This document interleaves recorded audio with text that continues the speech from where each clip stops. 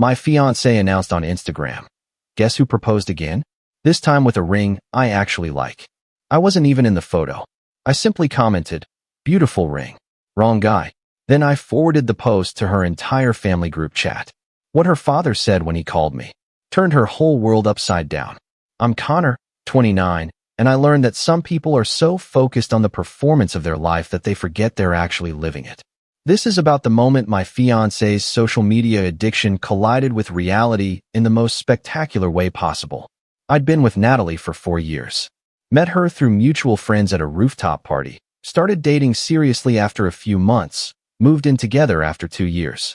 She was energetic, social, always the center of attention at gatherings. I'm more reserved, analytical, the kind of guy who observes before participating. We balanced each other out, or so I thought. I proposed to Natalie 8 months ago. Took her to the same restaurant where we had our first date, got down on one knee, presented a ring I'd spent 3 months researching and saving for. It was a solitaire diamond, classic and elegant, exactly the style she'd mentioned liking when we'd walked past jewelry stores. She said yes. We took photos. She posted them everywhere. But over the next few weeks, I noticed something. She never wore the ring. She'd put it on for photos, then take it off. When I asked about it, she'd say it didn't fit right, or she was worried about damaging it at work, or she was getting it resized. Always an excuse. Then the comments started. Small digs that felt like jokes at first. I guess not everyone has an eye for jewelry. Some men just don't understand what women actually want. She'd laugh after saying them, like that made them less hurtful. 2 months after the proposal, we were at a friend's engagement party. The newly engaged woman was showing off her ring, this massive emerald-cut diamond with a halo setting. Natalie spent 20 minutes examining it, taking photos, gushing about how perfect it was.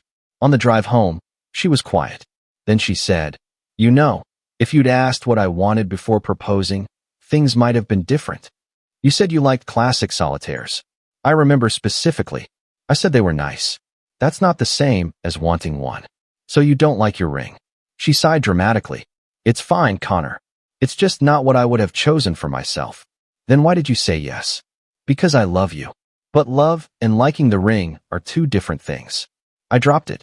But something shifted in me that night. I started noticing other things. How she'd angle her hand away from her friends when they asked to see her ring. How she'd change the subject quickly. How she'd spend hours looking at engagement ring photos on Instagram, liking and commenting on ones that looked nothing like hers. 3 months ago, Natalie started mentioning a coworker named Brett. At first it was work stuff. Brett suggested this marketing strategy. Brett brought bagels for the team. Then it became more frequent. "Brett's so funny. Brett gets my sense of humor. Brett's taking me to lunch to discuss the Henderson account." I'm not an idiot. I've seen this pattern before.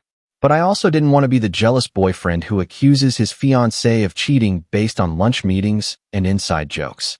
So I watched and waited. Last Friday changed everything. I was working from home, in the middle of a video call, when my phone started blowing up with notifications. Instagram, Facebook, text messages from friends. All saying some variation of, "Dude, did you see Natalie's post?" I excused myself from the call and checked Instagram. There it was. Natalie's latest post, uploaded 20 minutes earlier. The photo showed her left hand, displaying a massive oval diamond ring with a platinum band. Not her engagement ring. A completely different ring. The caption read, "Guess who proposed again? This time with a ring I actually like, gemstone sparkles when you know, you know." Hashtag engaged, hashtag second times, the charm, hashtag perfect ring, hashtag he said yes. I stared at the screen. Read the caption 3 times. Looked at the photo again. Her hand, someone else's ring, no sign of me anywhere in the post. The comments were already rolling in. Friends congratulating her. People asking who the lucky guy was. A few confused comments from people who remembered our engagement asking what was happening. My hands were shaking. I scrolled through her recent posts. Nothing about me in weeks. Our engagement announcement from 8 months ago was still there, but she'd edited the caption to remove my name and just left the photo with "engaged" as the only text. I sat there for maybe 10 minutes, just processing. Then I did something I'm still not sure was brilliant or insane. I commented on her post, "Beautiful ring." Wrong guy. Then I screenshot the entire post, including her caption, and forwarded it to her family group chat. The one with her parents, her 2 sisters, her grandmother, her aunts and uncles. All of them. With the screenshot, I wrote, "Can someone explain this to me? Because Natalie seems to have gotten engaged to someone else while still engaged to me. I'm confused." Then I put my phone on silent and went back to my video call. Update 1. I finished my meeting around 2 p.m. When I checked my phone, I had 67 notifications. Natalie had called 15 times. Her mother had called 6 times. Her father had called 3 times. My phone was full of texts ranging from concerned to confused to angry. Natalie's messages escalated from defensive to panicked. "Why would you comment that? You're embarrassing me. It was a joke. Why did you send that to my family? Call me now? You're ruining everything." I didn't respond. Instead, I started looking through her Instagram more carefully. I went back through her tagged photos, the ones other people had posted of her. There were several recent ones from work events. In multiple photos, she was wearing the new ring. Not my ring. The new one. The photos were from 3 weeks ago. She'd been wearing someone else's engagement ring for 3 weeks. I was still sitting there, piecing this together, when my phone rang. Natalie's father, Robert. I answered. "Connor, I need you to tell me what's going on." Straight answer. "I proposed to Natalie 8 months ago." She said yes. But apparently, she's been unhappy with the ring I gave her. And now she's posted a photo with a completely different ring, announcing she's engaged again, and I have no idea what's happening. The post says, "Proposed again. Did you propose twice?" "No, sir. Once. 8 months ago. That's the only time." Robert was quiet for a moment. "So someone else proposed to her?" "That would be my assumption. While she was engaged to you?" "Yes, sir." Another long silence. "Where is she right now?" "I have no idea. She's not home. The post was made while she was at work." "I'm calling her right now." "Stay by your phone." He hung up. 20 minutes later, my phone rang again. "Robert. Connor. I'm going to tell you something, and I need you to stay calm." "Okay." I called Natalie. She's been avoiding my calls, but her mother got through to her sister, who apparently knows everything. Natalie has been seeing someone from her work. A man named Brett. He proposed to her 2 weeks ago. She said yes. To him. While still engaged to you. I felt something cold settle in my stomach. She's engaged to both of us. Apparently, she was trying to figure out how to handle the situation. Her plan was to break up with you gradually over the next few months, and then announce her relationship with Brett after enough time had passed that people wouldn't connect the dots. But she posted the ring on Instagram. Yes. Which, according to her sister, was a mistake. She meant to post it to her close friend's story, but accidentally made it public. I almost laughed. The arrogance of it. The sheer audacity of planning to monkey branch from one engagement to another and thinking she could manage the optics. "Connor, I'm going to ask you something directly. Do you want to stay engaged to my daughter?" "No, sir. I don't." "Good. Because if you'd said yes, I'd have questioned your judgment. She's humiliated you, humiliated our family, and honestly, she's humiliated herself. Her mother is devastated. Her grandmother is threatening to disown her. This is unacceptable behavior. I appreciate you telling me. You're a good man, Connor. You deserved better than this. I'm sorry my daughter didn't see that." After we hung up, I sat there for a long time. Then I started packing. Update 2. Natalie came home around 6 p.m. I heard her car in the driveway, heard her key in the door, heard her calling my name. "Connor? Connor, where are you?" I was in the bedroom, suitcase open on the bed, methodically folding my clothes. She appeared in the doorway. "What are you doing?" "Leaving." "You can't just leave. We need to talk about this." "There's nothing to talk about. You got engaged to someone else while engaged to me. You were planning to quietly dump me and transition to your new relationship. The only reason I know about it is because you accidentally posted publicly instead of to close friends. There's no conversation to have. It's not that simple. It's exactly that simple. You chose Brett. So go be with Brett. I haven't chosen anyone. I'm confused. I care about both of you." I stopped packing and looked at her. Really looked at her. "You can't be engaged to 2 people, Natalie. That's not how this works." "I know that. I was going to figure it out. I just needed time." "Time to what?" "String us both along. Test drive your options." "It's not like that." "Then what's it like?" "Explain it to me." "Because from where I'm standing, you accepted a proposal from me, hated the ring, met someone at work who presumably has more money or better taste, accepted his proposal too, and we're going to quietly edge me out of the picture while keeping your social media aesthetic intact." She started crying. "You're being cruel." I'm being accurate. There's a difference.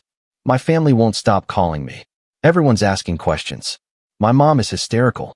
My dad is disappointed in me. All because of your comment. My comment? I stated a fact. Beautiful ring, wrong guy. That's true, isn't it? It's a beautiful ring. And it's from the wrong guy. Because you're engaged to me. Was engaged to you. The words hung in the air.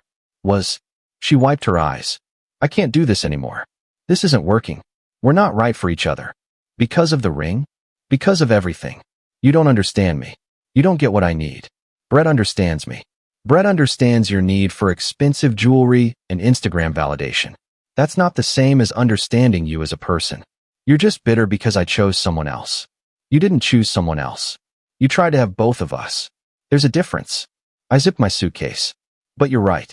We're not right for each other. I need someone honest. You need someone who doesn't mind being lied to. Where are you going? Somewhere you're not. I picked up my bags and walked past her. She didn't try to stop me. Final update.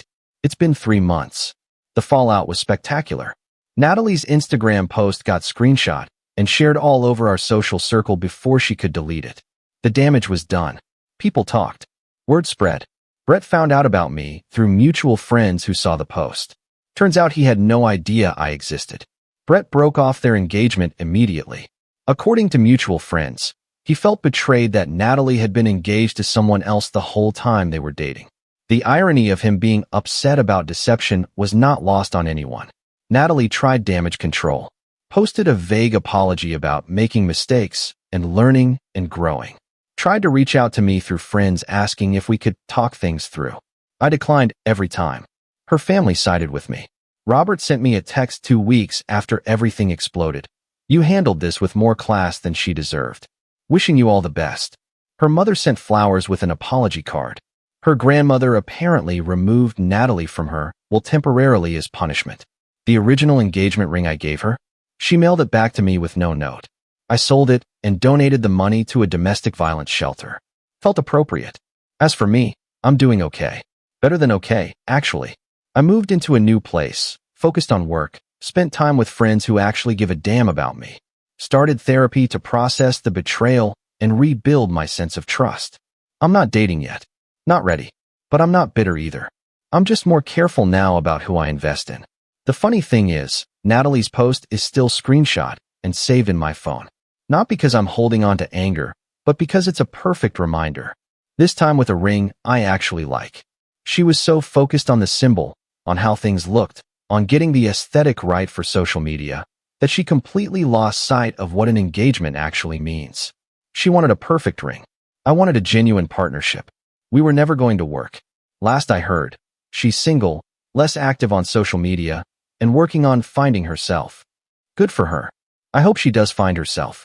And I hope the next guy she finds appreciates being more than a prop in her Instagram story. Edit. Several people have asked what happened to Brett.